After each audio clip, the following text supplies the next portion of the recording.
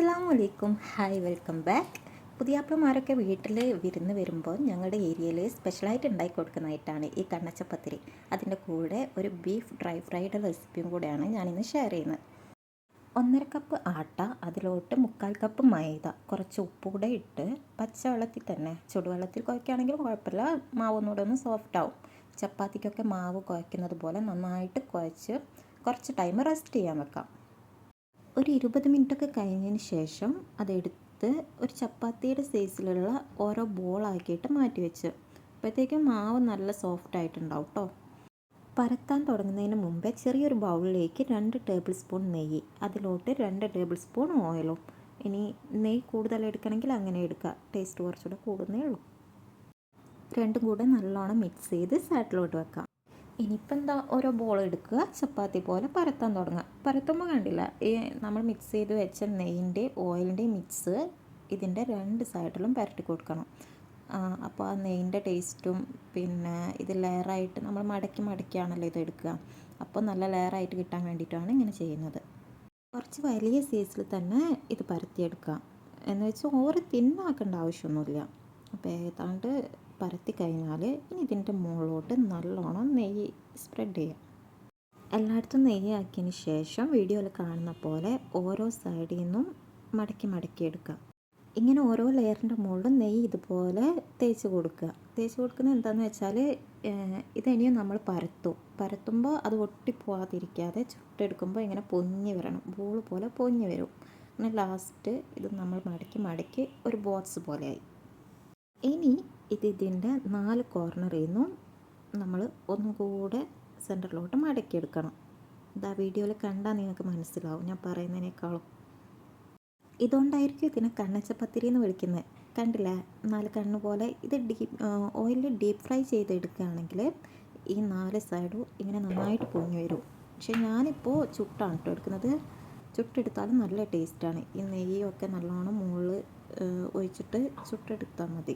ഓയിലധികം ഉപയോഗിക്കാൻ പറ്റാത്തവർക്ക് പ്രശ്നമില്ലല്ലോ.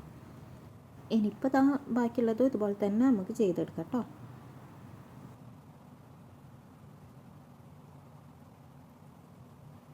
അങ്ങനെ എല്ലാ ബോൾസും സെറ്റാക്കി കഴിഞ്ഞു. ഇനിയിപ്പോൾ നമുക്ക് സെക്കൻഡ് റൗണ്ട് പരത്തൽ സ്റ്റാർട്ട് ചെയ്യാം കേട്ടോ.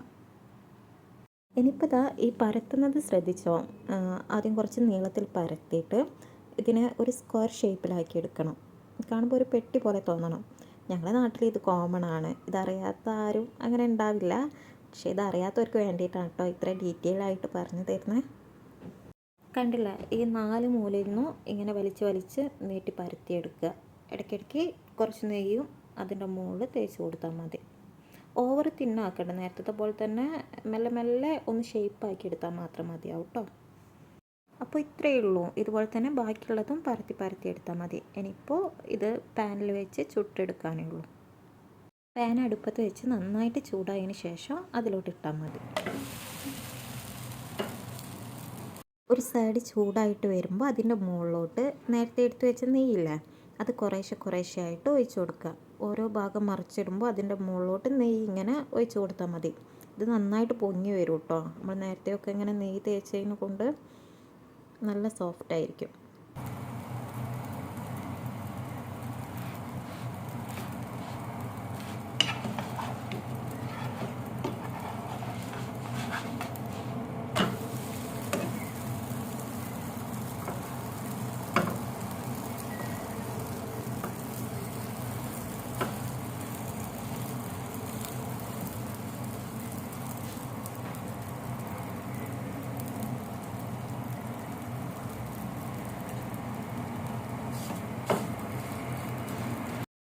ഇതിപ്പോൾ ഒരു സൈഡ് ഏകദേശം കുക്കായി വന്നിട്ടുണ്ട്. ഇതുപോലെ തന്നെ മറ്റേ സൈഡും നന്നായിട്ട് കുക്ക് ചെയ്തെടുക്കാം. ഇതിൻ്റെ കൂടെ ഞാനിപ്പോൾ ഉണ്ടാക്കാൻ പോകുന്നത് ബീഫ് ഡ്രൈ ഫ്രൈ ആണ്. അതിൻ്റെ കൂടെ എന്തെങ്കിലും ഒരു നോൺ വെജ് ഗ്രേവിയും കൂടെ ഉണ്ടെങ്കിൽ സൂപ്പറായിരിക്കും കേട്ടോ കൂട്ടാൻ.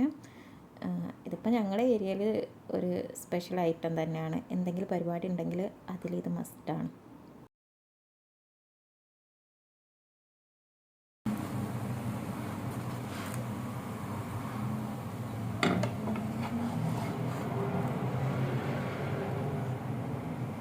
അങ്ങനെ കണ്ണച്ചപ്പത്തിരീൻ്റെ പരിപാടി അവിടെ കഴിഞ്ഞ് ഇനി നമുക്ക് ബീഫിൻ്റെ റെസിപ്പി നോക്കാം. ആദ്യം ബീഫ് നമുക്കൊന്ന് വേവിച്ചെടുക്കണം. അതിലോട്ട് മസാലകളൊക്കെ സെറ്റാക്കാം. ഞാനിപ്പോൾ ഇവിടെ 500 ഗ്രാം ബീഫാണ് എടുത്തത്. അതിലോട്ട് 1 ടേബിൾ സ്പൂൺ മുളക് പൊടി, 1 ടീസ്പൂൺ മഞ്ഞൾപ്പൊടി, 1 ടീസ്പൂൺ കുരുമുളക് പൊടി, കുറച്ച് ഉപ്പ് ഇട്ട് അതിലോട്ട് വെള്ളം ഒഴിച്ചിട്ട് നമുക്ക് കുക്കറിലിട്ടിട്ട് ഒന്ന് വേവിച്ചെടുക്കാം. ഓവർ വേവിക്കേണ്ട ആവശ്യമില്ല. ഒരു മുക്കാൽ കുറച്ചധികം ഒന്ന് വെന്ത് കിട്ടിയാൽ മതി. ബാക്കി നമുക്ക് ഫ്രൈ ചെയ്തെടുക്കുമ്പോൾ വെന്തോളും. അങ്ങനെ നമ്മൾ ബീഫ് ഇവിടെ വെന്ത് വന്നിട്ടുണ്ട്. ഇനി വെന്ത ബീഫിനെ നമുക്ക് കുറച്ച് നീളത്തിൽ ചെറിയ കനത്തിൽ ഇതിലെ പോലെ ഈ സൈസിലൊന്ന് കട്ട് ചെയ്തെടുക്കാം. ബീഫ് എടുക്കുമ്പോൾ ബോൺലെസ് പീസ് തന്നെ നോക്കിയെടുത്താൽ മതി കേട്ടോ. കുറച്ച് വലിപ്പത്തിലുള്ള, അങ്ങനെ ആകുമ്പോൾ നമുക്ക് ഇതുപോലെ ഈ ഷേപ്പിൽ കട്ട് ചെയ്തെടുക്കാൻ പറ്റുള്ളൂ. ഇങ്ങനെ കട്ട് ചെയ്തെടുക്കുമ്പോൾ പൊടിഞ്ഞു പോവാതിരിക്കാൻ വേണ്ടിയിട്ടാണ് ബീഫ് ആദ്യം വേവിക്കുമ്പോൾ ഓവർ കുക്കാക്കണ്ടെന്ന് പറഞ്ഞത്. ഇപ്പോൾ കണ്ടില്ലേ, നമുക്ക് കറക്റ്റ് ഷേപ്പിൽ കട്ട് ചെയ്തെടുക്കാൻ പറ്റും. ഇങ്ങനെ ബീഫ് കംപ്ലീറ്റ് നമ്മൾ കട്ട് ചെയ്തെടുക്കുക. പിന്നെ ബീഫ് വേവിച്ച വെള്ളം മാറ്റി വെക്കണം കേട്ടോ, അത് കളയരുത്. അങ്ങനെ ബീഫ് കംപ്ലീറ്റ് നമ്മളിപ്പോൾ കട്ടാക്കി എടുത്തിട്ടുണ്ട്. ഇനി ഇതിലോട്ട് നമുക്ക് മസാലകൾ ചേർത്ത് കൊടുക്കാം. 1 ടേബിൾ സ്പൂൺ ഇഞ്ചി വെളുത്തുള്ളി പേസ്റ്റ്, പിന്നെ 1 ടീസ്പൂൺ ചില്ലി ഫ്ലേക്സ്, ഇനി 1/2 ടേബിൾ സ്പൂൺ മുളക് പൊടി നേരത്തെ ചേർത്തിട്ടുണ്ട്, അതുകൊണ്ട് എരിവ് നോക്കിയിട്ട് മതി. 1/2 ടീസ്പൂൺ മഞ്ഞൾപ്പൊടി, 1/2 ടീസ്പൂൺ പെരിഞ്ചീരകം പൊടിച്ചത്, അത് നല്ലൊരു ടേസ്റ്റ് കൊടുക്കും കേട്ടോ. ഇതിന് എന്തായാലും ചേർക്കാണ്ട് വിട്ട് കളയണ്ട. അതുപോലെ 1/2 ടീസ്പൂൺ ഗരം മസാല, ഇനി 3 ടേബിൾ സ്പൂൺ കോൺഫ്ലോർ.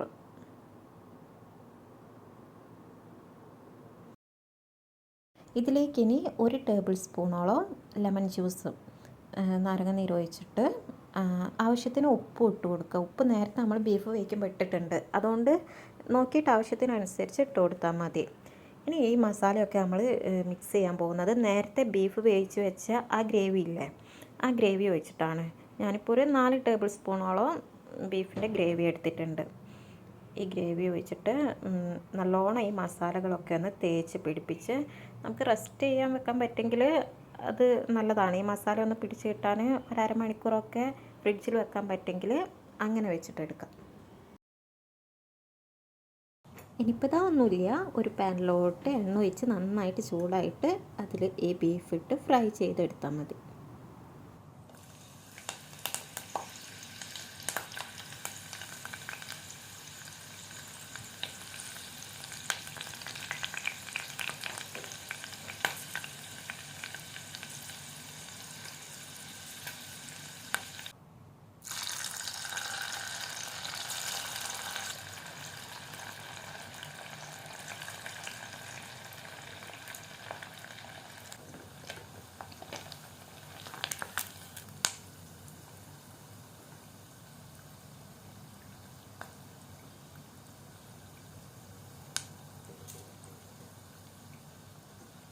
അപ്പോൾ നമ്മുടെ കോംബോ റെസിപ്പി ഇവിടെ റെഡി ആയിട്ടുണ്ട്. ഡിന്നറിനും ബ്രേക്ക്ഫാസ്റ്റിനും ഒക്കെ എന്തായാലും ഉണ്ടാക്കി നോക്കാൻ പറ്റിയ ഒരു മസ്റ്റ് ട്രൈ ഐറ്റം തന്നെയാണ്.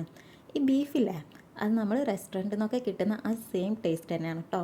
അതുപോലെ തന്നെ ഈ മൂല ചപ്പാത്തി ഉള്ളിലൊക്കെ നല്ല ലെയറായിട്ടും വന്നിട്ടുണ്ട്. അപ്പോൾ വീഡിയോ ഇഷ്ടമാവുകയാണെങ്കിൽ എല്ലാവരും ഒന്ന് ലൈക്ക് ചെയ്യുക, ചാനൽ സബ്സ്ക്രൈബ് ചെയ്യുക. അപ്പോൾ അടുത്ത വീഡിയോ ആയിട്ട് വീണ്ടും കാണാം.